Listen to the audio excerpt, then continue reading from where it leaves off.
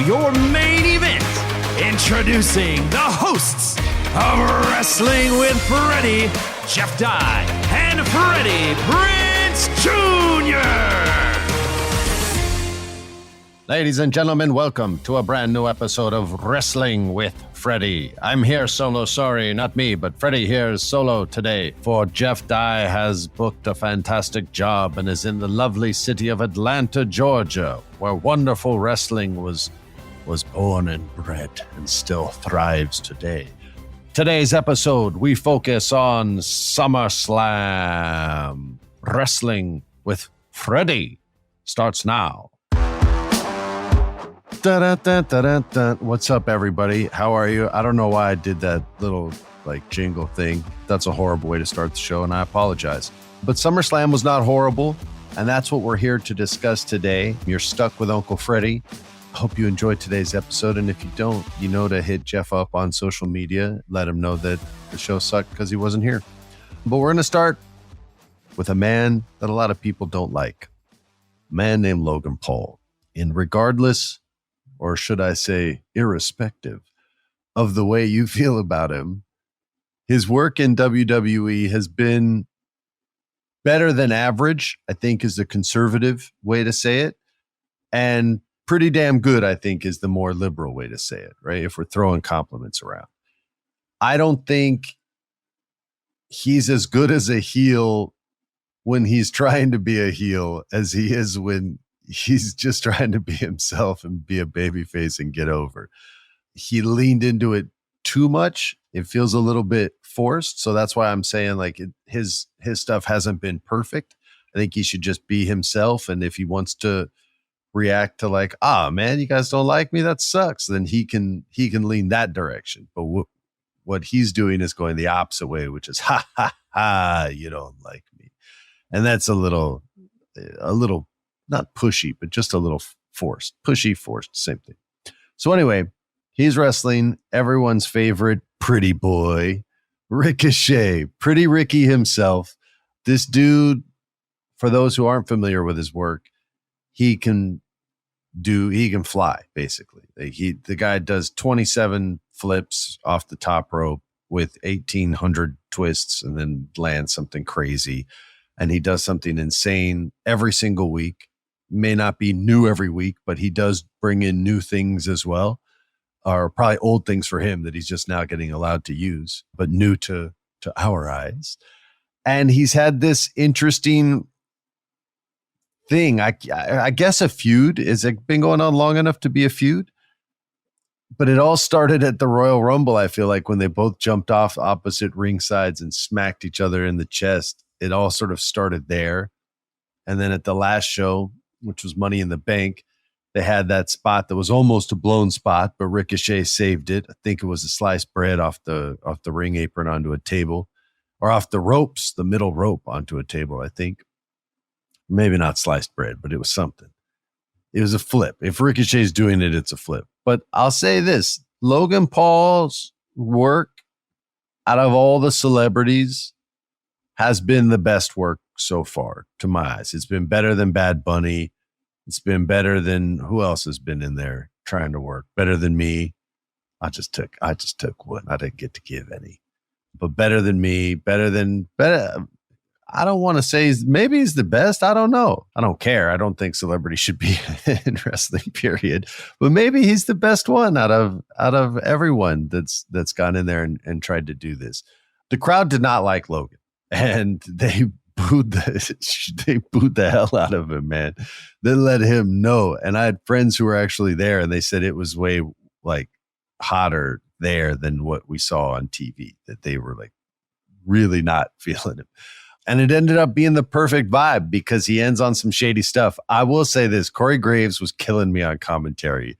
He was so friggin' funny talking about Ricky's wife, dressing like Logan Paul. Who's she really backing, Cole? Oh my gosh, look at that. I was going hard for that stuff. I like Corey Graves a lot.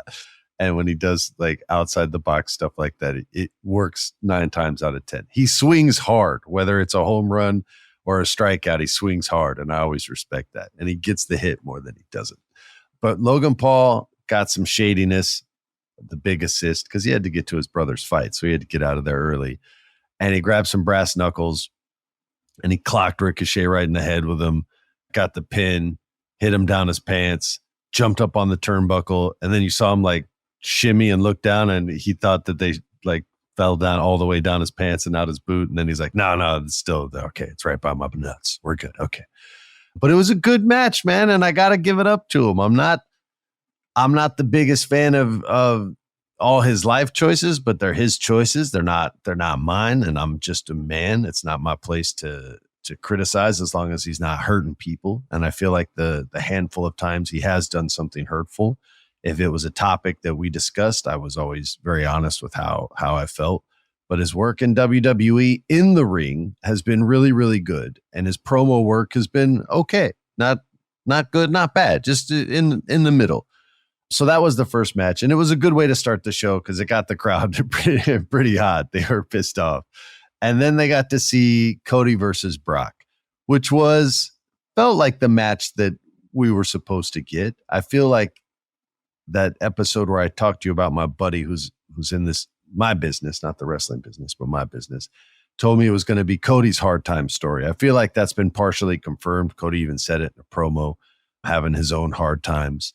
So our show got that storyline first. Suckers. Nobody cares, Freddie. Okay, whatever. Sorry. But we got the match that we wanted. I believe things will be over between the two men, or at least somewhat over. And yeah, it was a good match. I know Brock kind of endorses Cody there at the end, and people have been critical of it, but Brock can kind of do whatever he wants. He's putting guys over now. He's getting ready to retire, and let him do what he wants. Don't trip on that kind of crap. And it's a good step for Cody while they were finishing this Bloodline storyline to keep him away from Roman. So is anything that's keeping him away from that and getting people excited for that, because you want to do it next WrestleMania, right? That's what everybody's starting to prognosticate now. So yeah, it's been a good distraction for him, a very good distraction. And then we get to the Battle Royal. And I have a different take on this than probably everyone else. I think so anyway. But everybody wanted LA Knight to win the Slim Jim Battle Royal. Just kind of like a Royal Rumble, but not nearly as significant. And shout out to Slim Jims. Macaulay Culkin still eats you to this day, but I do not. And you don't pay me to say nice things about you. And I think it's kind of corny that it's promoting a Battle Royal. LA Knight wins the Battle Royal, and he goes bananas. It's a big win for him. At least that's what he's selling. But to me, he's bigger than this. He's better than this. Yeah, he should have won it, and it shouldn't have been a surprise. But he should have been in a better storyline, period. I don't know. It was a cool match. Like they were able to tell like 3 or 4 storylines. So don't get me wrong. I liked all the stuff in there. I didn't think LA Knight needed this win. It's a Slim Jim Battle Royal, man. Say it without laughing the first time. It's tough. So yeah, this wasn't as big a deal to me as I had hoped, or as maybe you hoped. But yeah, shout out to him. He won. I would rather see him beating up Austin Theory for the United States Championship.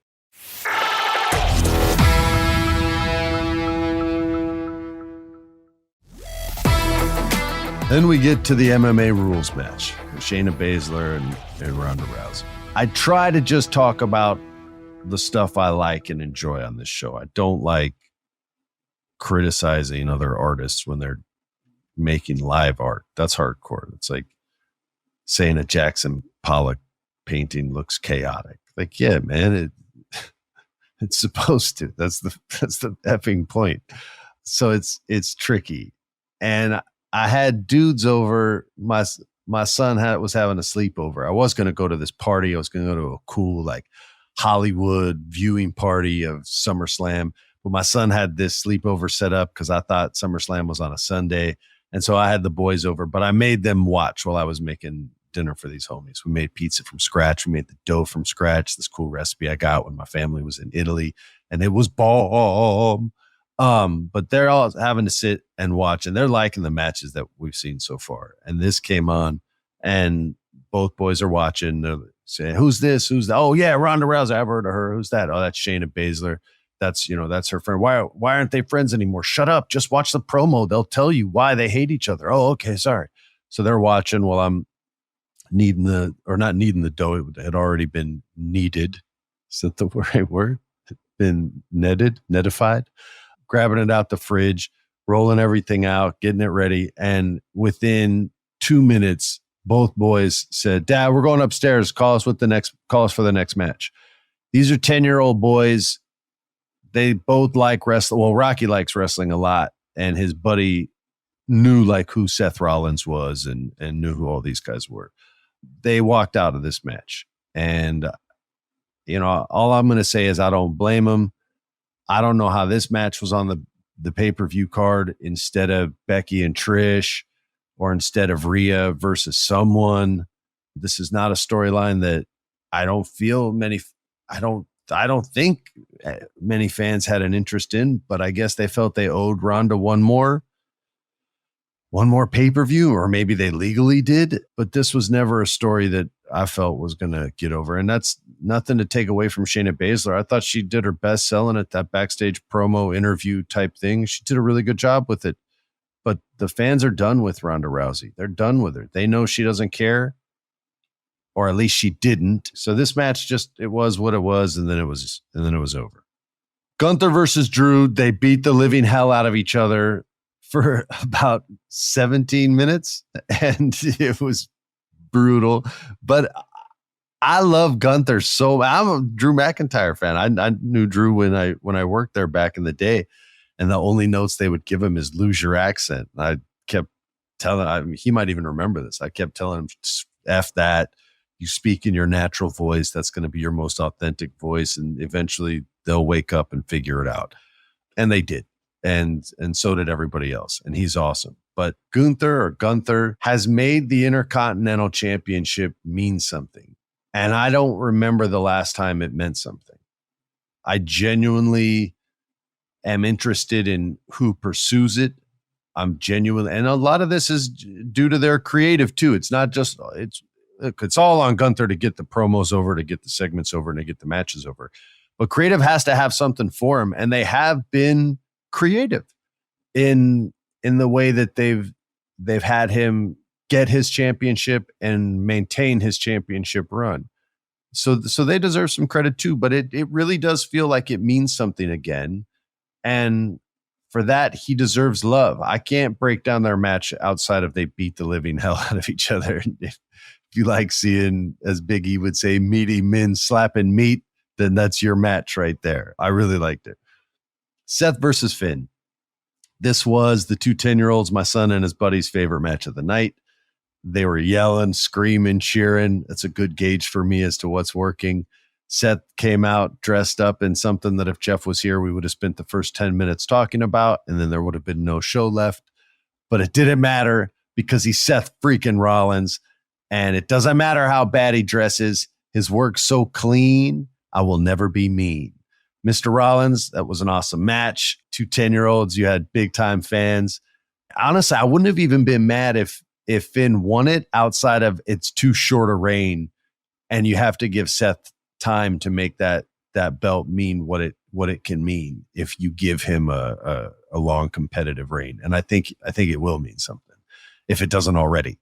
But they loved this match. I really loved the match too. It was a ton of fun. The Damian Priest element was really good. It was really good. He's like, yo, man, I tried to help you one. Oh, now you want it? Fine, let me help you out. And then he just screws himself and gets curb stomped on top of the Money in the Bank briefcase. So more fire within the house of the Judgment Day. They've been having tension for a few months now. Yeah, 2-3 months now. Like here and there, and then they keep patching it up, but it's coming to a head. We may see someone from the Judgment Day get expelled from the group, but still a really good match and a ton of fun. And then we got Asuka versus Bianca Belair versus Charlotte Flair. And I worry about triple threat matches. I don't like trios tag matches for the most part. I would have rather seen this be a clean one-on-one, but the story they put in there, which was Bianca wants her rematch and Charlotte doesn't wait in line, she is the line, was a believable storyline because that's honestly how it happened. And they just forced Charlotte into the story, but she would force herself. That's the character. So it worked. I was really nervous I wouldn't like the match. I was nervous that the boys wouldn't like the match, and everybody's eyes were on the screen. The ladies did a great job. The Bianca Belair injury fooled both boys. They both thought it was real. For a second, I thought it was real too until she looked back to the ring. I was like, nah, she's good. And then she did the second look. I was like, she's about to bolt. And then she bolted to the ring. But yeah, it was a really good match. And the finish, the creative finish is what made it special in my mind. Asuka does the Muda Mist, and she sprays the mist right in Charlotte's eyes while Charlotte's in her like arched bridge, back bridge, figure 4, super figure 8 leg lock. Bianca's knees already jacked up. Bianca ends up rolling Asuka after Asuka misses kicking her head off. And while her legs are still tied up, which would basically be like getting leverage off the ropes, she gets the easy roll up pin on Asuka, 1, 2, 3, which if her legs weren't like that, then maybe that doesn't go off. So Charlotte accidentally helps her get the win after Asuka accidentally helped her get the win. So it was a really cool story for the finish of a pretty good match. And I thought I haven't been the biggest Belair fan lately because her promo work kind of plateaued, but I felt like with the story they were telling, the right person won. And Charlotte can either stay in this story or go on another awesome vacation with her man somewhere exotic. She like comes in, gets the championship real quick, does a job, then takes a month off, goes to Italy, comes back, does it again, takes a month off, goes to Asia, whatever. No big deal. I'm Charlotte Flair.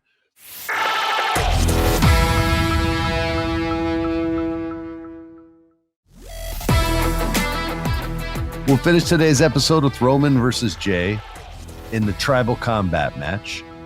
And let me tell you this, and I don't say this lightly, tribal combat was a lie, a total farce, a complete fallacy, and I'm pissed off about it. What the hell is a tribal combat match? I thought these dudes were going to come out like Wakanda style with like a kendo stick and I don't know if Samoans have shields, but if they do a Samoan shield and they whip each other's ass until the kendo sticks broke and then bash each other with a shield until that breaks. And then when there's nothing left, they're just fighting.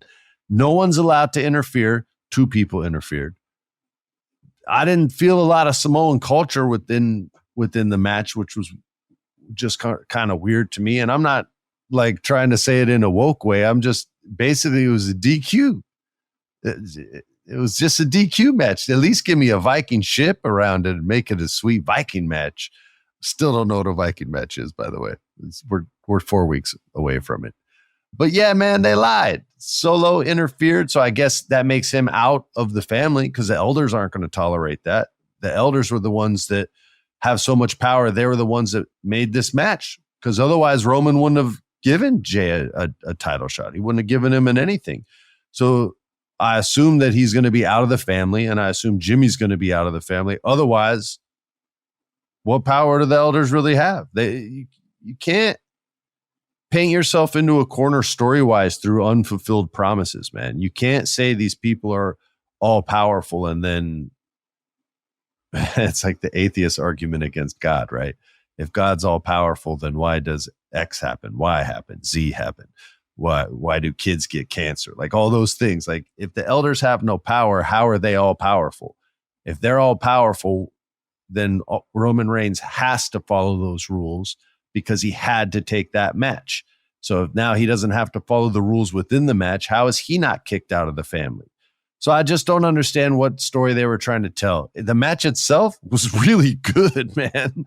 Like, dudes went back and forth, super creative match. Finally, Jay gets up to the top, hits him with the big time splash. We know the match is over. 1, 2, no, interference from a hooded masked individual, pulls him off. And who's the hooded individual? He takes the hood off, still has the mask on, and then he pulls the mask down and gives this beautiful side eye and the twin brother has finally betrayed his younger brother by 8 seconds. Jey Uso. Jimmy has betrayed Jey. And without it being a tribal combat match, this is a really awesome story. I'm with it 100%. Like betrayal, after what was a certain victory. The only guy who has Roman Reigns' number legit is Jey Uso, unless you count the one win that Xavier Woods had back in the day, which still counts. I think it was a DQ, but it still counts. But yeah, Jey has his number. And so the match itself was beautiful, but they didn't follow any of their rules. It was all just sort of like, hey, we're just getting you to this DQ match and we're going to call it tribal combat. There was nothing tribal about it. And the combat was there, but it wasn't tribally. You see what I'm saying? That's a word. It is today. Don't forget to check us out on Unsanctioned Thursdays. We'll get into a little bit of Collision. We'll probably get sidetracked as usual, but we record those for you as always because you guys gave us those downloads, those reviews. My bosses at iHeart see that. My bosses at my Cultura see that. So we appreciate it. Keep it going. Keep spreading the word. I'll get Jeff back here. I promise. I know you miss him. I miss him too. He's in Atlanta, so check out your local comedy clubs, all my Atlantans. I'll talk to you guys on Thursday. And again, next week, as always, this is your host, Uncle Freddie, with another episode of Wrestling with Freddie. Peace.